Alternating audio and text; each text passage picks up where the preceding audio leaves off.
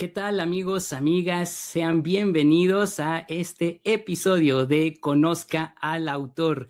Es un gozo estar con ustedes para presentar a nuestra autora, la doctora historiadora Nadya Williams, quien trae para ustedes su texto, Cristianos culturales en la iglesia primitiva.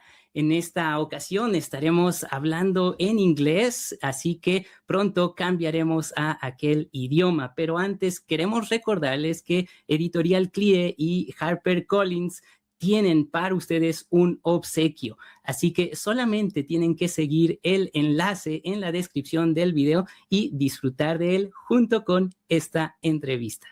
Comenzamos. Hello and welcome to this special CLIE Publishing House interview with an extraordinary guest, Nadya Williams, PhD in Classics from Princeton University, author of Cultural Christians in the Early Church, that has been recently translated into Spanish by CLIE, Cristianos culturales en la iglesia primitiva. I'm Shealtiel Durán, also author of Editorial CLIE, with this book, Cómo leer y profundizar en el credo que confesamos, and host of Creer, Conocer, Confesar YouTube channel. Nadya, it's a pleasure to have you here with us and talk about your book now available in Spanish. Thank you for joining us. The pleasure is all mine. Thank you so much for having me. I want to start with a little background of you. You are a military historian of the Greco-Roman world. That's a very specific subject, a very specific specialty. What prompted you to study this interesting subject? I was really interested in what makes the ancient world tick, what is special about it, and how do we understand these people who had such a different view from us on so many topics, and yet who had these shared living experiences that we feel as well. And I realized that to study warfare, military history in the ancient world, was the key to understanding these societies' view of persons. And in turn, I came to Christ as an adult. So after I converted to Christianity and started having a greater interest in the history of the early church, I realized that understanding the military culture of the ancient world was also key to understanding the early church. So in antiquity, who were the heroes? Well, they were the military generals. And then suddenly in the early church, we meet heroes like Jesus, somebody who was not a military hero, even though so many people around him had hoped he would be one. And later on, various other individuals, including ones I talk about in this book, like Perpetua, somebody who is very weak, meek, humble, a mother. Like, is that a hero? Not for Romans, but for the early church, these are suddenly the new heroes. So it's a different perspective, a different view of the world. Sure. I think that sometimes we tend to romanticize the history of the early church, and we forgot that these are real people like you and me, and they try to have the best of everything. They want to model their Christian faith, and they enter in this situation with their own culture. In this book, you demonstrate the importance that history itself has in order to comprehend Christianity in dialogue with culture, and sometimes opposed to it, as we will see. But in what other ways can you relate the historical academic knowledge with your Christian faith? Yeah, so all of us, as you said, we are real people, just like people in the early churches were real people. And that's kind of almost a joke to say historians are people too, right? And so trying to understand why do particular people, including people in my church, why do they think a certain way about politics or about work, day-to-day life, about raising their children? And then realizing that as we read scriptures, as we read the Bible, people were struggling with the exact same questions we are struggling with. And the answers they came up with were not always Christ-like answers. Well, that's true for us as well. We all struggle with sin. We all struggle with temptations of the culture around us. And so much of the culture around us is telling us, you need to rescue yourself. You need to make your life better. How about you work harder and do things and, get really good grades at school, and then you push your children to do that, and so on and so forth. Work harder at work and everything's going to be great. Now, it's not bad advice. Like, we should work hard. That's a good thing. God gives us gifts that we should be using. And yet, that is not the complete answer, even though the culture is telling us this answer. And so in writing this book, I was looking at real people in ancient churches and trying to imagine what would it have been like to be a church member in that church, sitting next to that person on Sunday morning and sharing our respective struggles, the things that we were really having a hard time with, and that the culture was not helpful. Mm-hmm. You have here new terminology, for me at least, that is cultural Christians. And you define it as follow. Let me quote in the book in Spanish first and then in English. You say about cultural Christians, personas que se identifican a sí mismas como cristianas, pero cuyo comportamiento exterior y hasta donde podemos saberlo, sus pensamientos y motivaciones interiores están influidos en gran medida por la cultura que los rodea, más que por su fe cristiana y las enseñanzas de Jesús. I read it now in English. Cultural Christians, this term refers to individuals who self-identify as Christians, but whose outward behavior, and to the extent that we can tell, inward thoughts and motivations are largely influenced by the surrounding culture rather than by their Christian faith and the teaching of Jesus. How would a cultural Christian look like nowadays?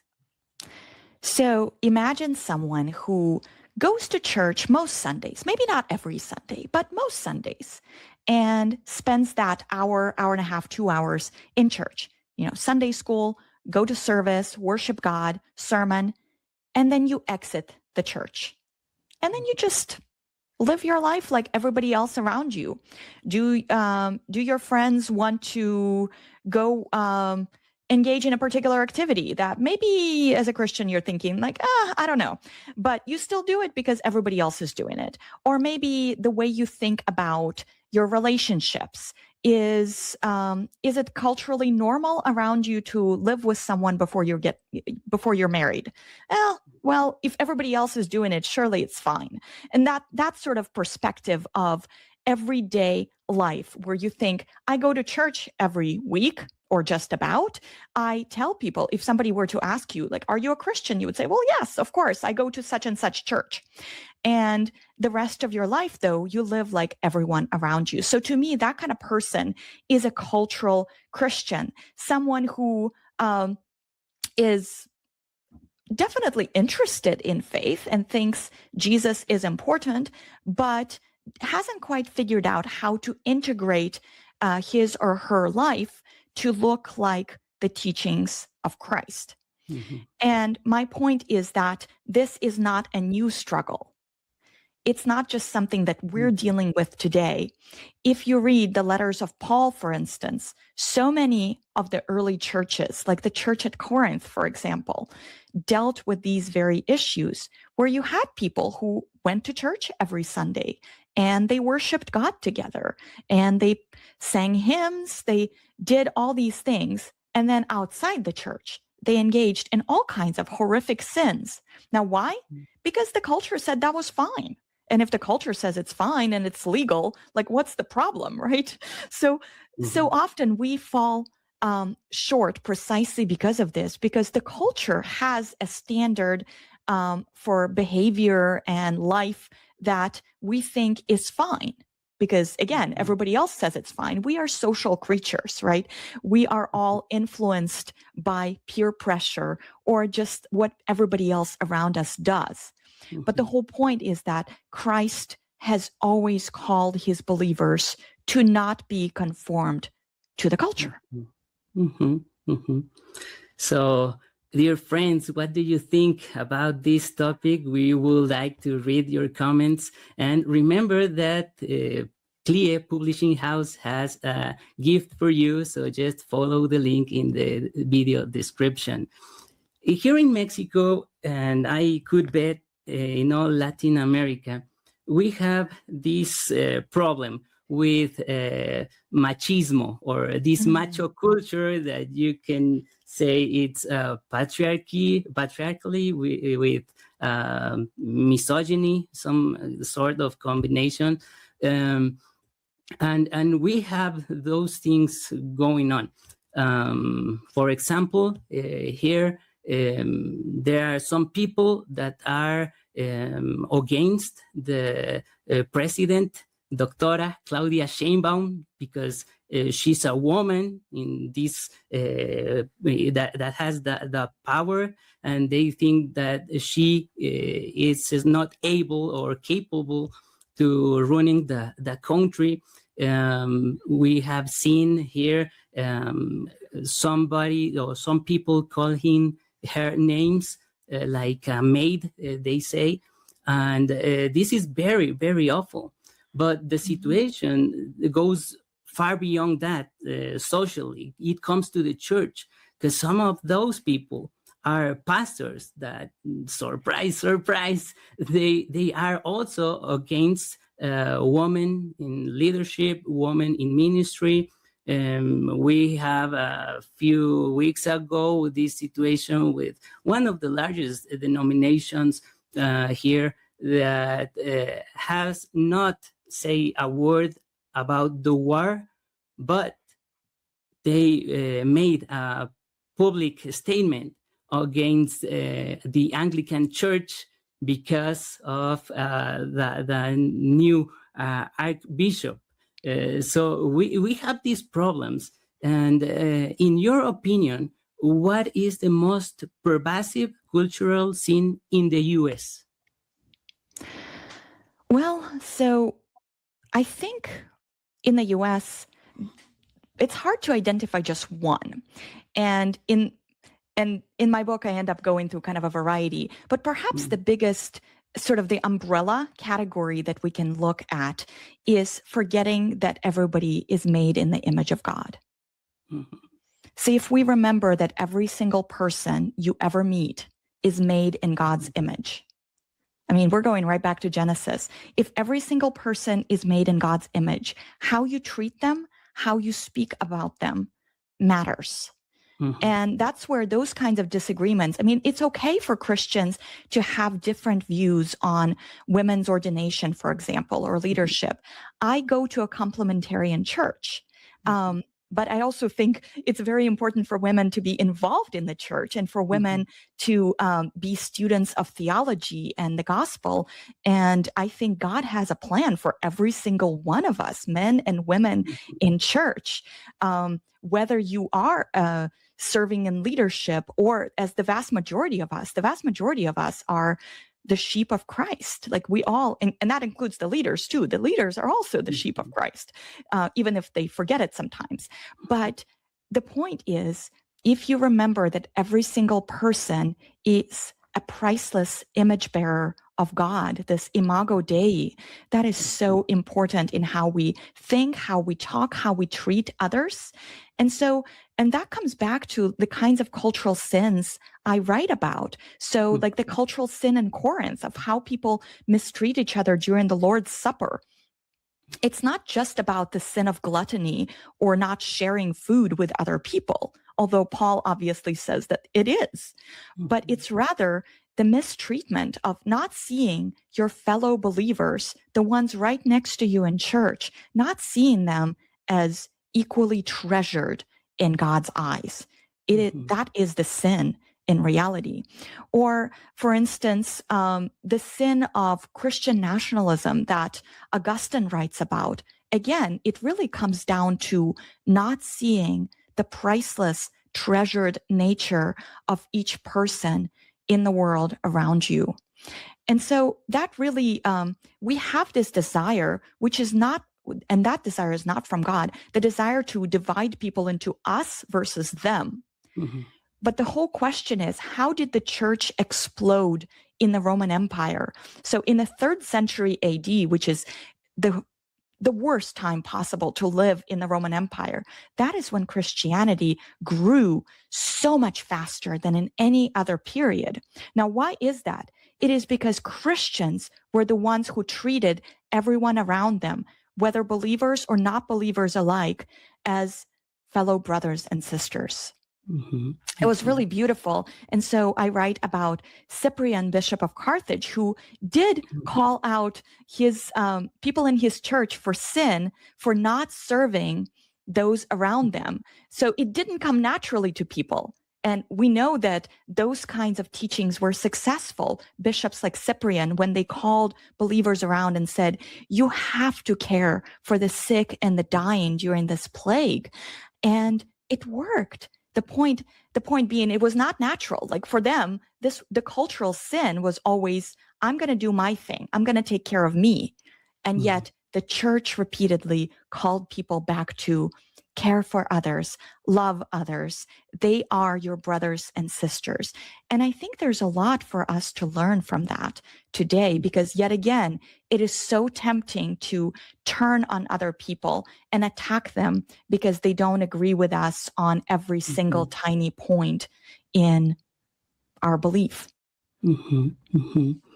It's very, very interesting, this all the mentions that you have shared with us, because in the book you divide all these things in the 9 chapters, where you describe and analyze these cultural sins on property, food, sexual mores, apostasy, women in society and church, individualism, also violence and over doctrine, church and empire, and total separation from the society. Which of these chapters was your favorite, or the most problematic to write, the one that bothers you the most, let's say?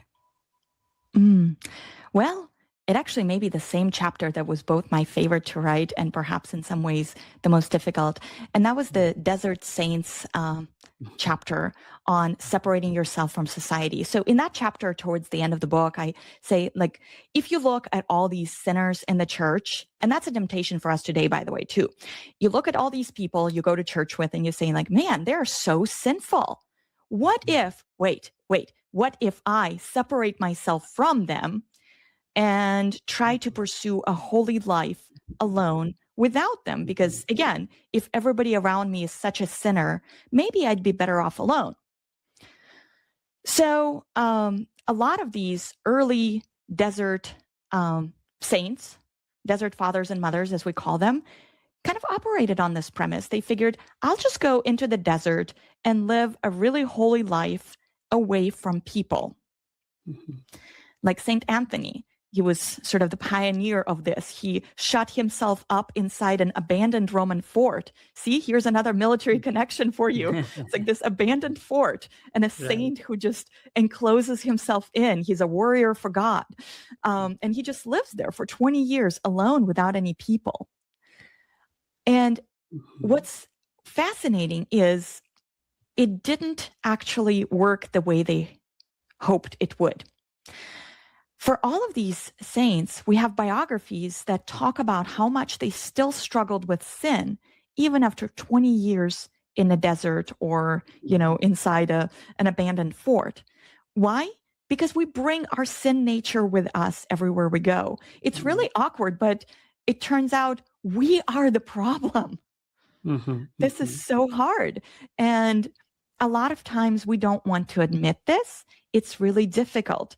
And so writing this chapter, I was thinking, like, on the one hand, there's a reason we want to see these people as heroes of faith, and they are, but they're not perfect. These saints, as we call them, were not perfect and sinless. Of course, only one person in world history ever was sinless, and that is Christ. But the point is, we expect something from these desert saints that they can't deliver.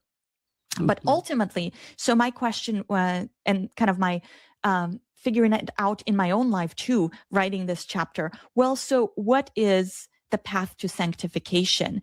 And ultimately, I argue, it is living in community with our fellow Christians, those people that we think, oh man, they're so sinful. Well, guess what? Come to my house, meet my children. You know who else is sinful? Even our children, even like the really cute, adorable little kids. And us, we all are. And so my point was, you can't run away from sinners by leaving the church. Instead, you have to grow together in sanctification. You have to minister to each other. You have to proclaim the gospel to each other every single day, every single minute. Escaping is not the solution. No, we have to deal with all these urges, all these ways of thoughts, ideas, and try to figure out our Christian faith in this culture. And you have your own culture, we in ours. So it's a very difficult thing to do. And like you say, we need to see, we need to watch and see the example of Jesus himself. Absolutely. I found chapter 8 to be essential and necessary to study today, as we from different parts of the world see the climax of the Christian nationalism that you mentioned before in the U.S. We have seen from POTUS social accounts where I share memes with a president impersonating Jesus, biblical passages utilized to justify some laws, unjust treatment of migrants and criminalization of them. I have family and friends that are so loved, and they are struggling. They tell me, Shell, I can't go to church because I'm afraid ICE has come and take away some families, or the father or the mother of one family. And we see all this colonialism, wars, and the list goes on. And this is defended by MAGA Christians, or Make America Great Again Christians, or evangelicals believing in dominionism. And this is so dangerous because it has been duplicated over here in Mexico and Latin America. The U.S. in this way has influenced Mexico and Latin America in the understanding of the faith. What can you tell your new readers in Hispanoamerica about this? It's really heartbreaking to see. I'm an evangelical, and I want Christ to be proclaimed. And what we see here is this confusion of the gospel with something that is definitely not the gospel. But it's not a new problem. And that's where it's so fascinating to read Augustine's City of God, which is all about this, how in the late Roman Empire, there were people who were really worried that either Christians or the pagans were destroying the empire. So Augustine is writing the City of God right after Rome fell to the Goths in 410. And it was this apocalyptic event. The city of Rome, this great capital, everybody thought it was invincible. And suddenly it fell to the Goths. And the sack of the city was just violent. It was vicious. It was awful. And there were refugees from Rome who fled all over the empire, including to Augustine's city of Hippo in North Africa. And so Augustine wrote The City of God in response to two groups of people who were really struggling in processing this event. On the one hand, there were the few pagans still left in the empire who said, the Christians did it. It's because the pagan gods are now angry because the Christians are not worshiping them. Okay. On the other hand, there were the Christians who said, how could God possibly destroy Rome? Like, how did God not protect us? And what Augustine is saying is, both of you are wrong. God is on his throne, and God is caring for the city of God, which is not the city on earth. So a lot of these things that we see right now, they're painful, they're awful. And as Christians, we should say, this is wrong, this is not the gospel. We should remind brothers and sisters in Christ, this is not the gospel. But also, we should remember that there have been distortions of what God thinks or what God believes over the course of history. And ultimately, it's like, maybe everybody needs to go back and read Job, like where God says, you don't know what I'm thinking, but I'm the one who made the heavens and the earth. I am the one in charge. And so for us, it is it's a sin of arrogance. Like Christian nationalism is a sin of arrogance, and God will judge this. But also for us, those of us who want to glorify God, our work has not changed. We continue to proclaim God, we continue to glorify God, and we continue to do the things that early Christian leaders like Cyprian and Augustine did, which is minister to those who need us right now. Thank you for your words. And I think that our friends, Latinos, Latinas over there in the US that are following this interview with you are going to be with these words of wisdom and counsel, because it's hard to be there for them. And thank you for talking about this in your book. Dear friends, what do you think about it? You can comment this video, and remember that we have a gift for you. So just follow the link below. Finally, Dr. Nadya, how can we avoid being cultural Christians? We have to dwell in God's word. We have to remember that sanctification is a lifelong process. But we have to continue to follow Christ and really just be in community with other Christians as we grow in it. So really, in some ways, it's almost good news that we are falling short in the same ways as the early church. Those people that we sometimes idolize, the people that we think like, oh, they were better Christians than us. Well, they weren't. We're struggling with the same things. And in some ways, that's also good news in the sense that we can do the things that they were trying to do. They were trying to listen to people like Paul and try to follow Christ, sift through all of the noise of the culture and try to hear God's voice above all else. And this is the same challenge to us. And we're not going to be perfect at this while here on earth. But God is calling us to him, just like he did those people 2,000 years ago. Well, there you have it, dear friends. Cultural Christians in the Early Church by Dr. Nadya Williams, now in Spanish, Cristianos Culturales en la Iglesia Primitiva, published by Editorial CLIE.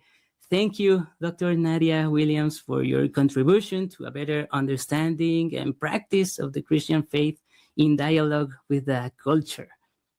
Thank you so much. This was a delight to join you. Pues ahí lo tienen, queridos amigos, amigas. Ha sido un gozo el poder compartir este tiempo con ustedes.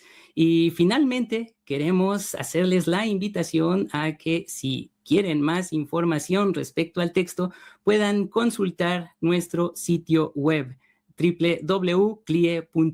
Allí podrán encontrar el texto, adquirirlo o también en Amazon o su librería cristiana favorita. Que Dios les bendiga, gracia y paz.